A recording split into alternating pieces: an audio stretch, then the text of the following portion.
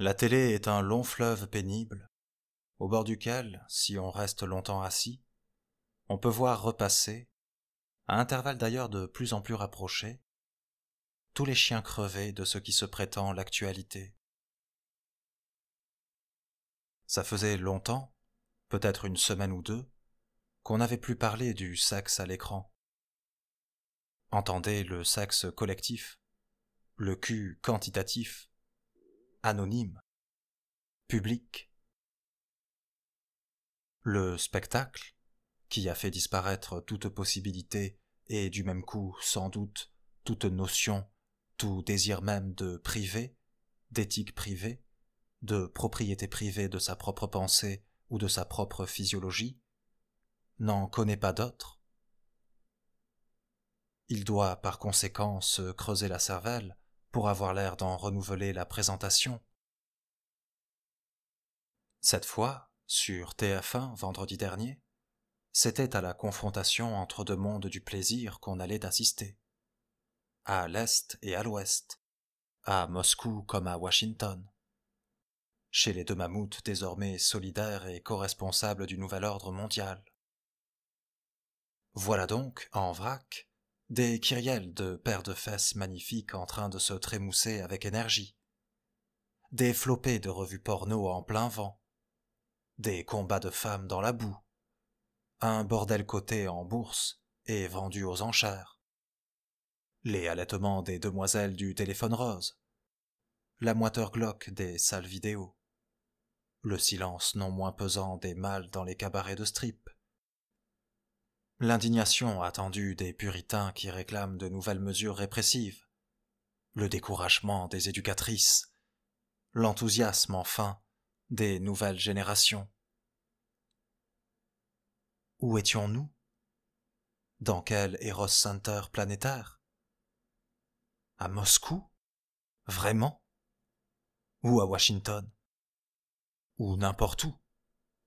Nulle part. C'est-à-dire seulement dans ce que la télé a vu, dans ce qu'elle a choisi de filmer pour nous, dans ce que TF1 et les enquêteurs sur place de ce sexorama ont jugé bon de nous révéler parce que c'étaient les seules choses qu'ils avaient reconnues et identifiées. Bien sûr, en regardant de près, de vraiment très près, on pouvait dénicher quelques minuscules différences. Un peu plus de déchaînement hard aux États-Unis, et en même temps, comme de juste, davantage de volonté de censure au nom des intérêts de la communauté. Un peu plus d'innocence, en revanche, un peu plus de fraîcheur, en Russie. Davantage d'humour plus ou moins involontaire. Les rotatifs de l'imprimerie Octobre, imprimant du cul à tour de bras après avoir imprimé du Lénine pendant des décennies. Ça n'allait pas loin. Ce qu'il y avait de plus fascinant, c'était de constater avec quelle rapidité les soviétiques semblent avoir sauté, après 70 années de répression pure et simple, dans cette espèce d'au-delà frigorifié de toute volupté que connaît l'Occident depuis déjà si longtemps. Même cassette mécanique, même show pénible, même optimisme sexuel imbécile et désolé, même impossibilité des gens de la rue à dire autre chose que nous, on, les jeunes, à propos de ce qui est en principe la part la plus intime de la vie de chacun. On se serait cru chez soi. Est-ce que c'était bien la peine d'aller à Moscou pour découvrir ça? Est-ce qu'il nous fallait une confirmation de plus que, sous le contrôle de la nouvelle censure mondiale, toutes les perversions, tous les caprices sont avouables ou montrables, à condition qu'ils soient avoués et montrés grégairement?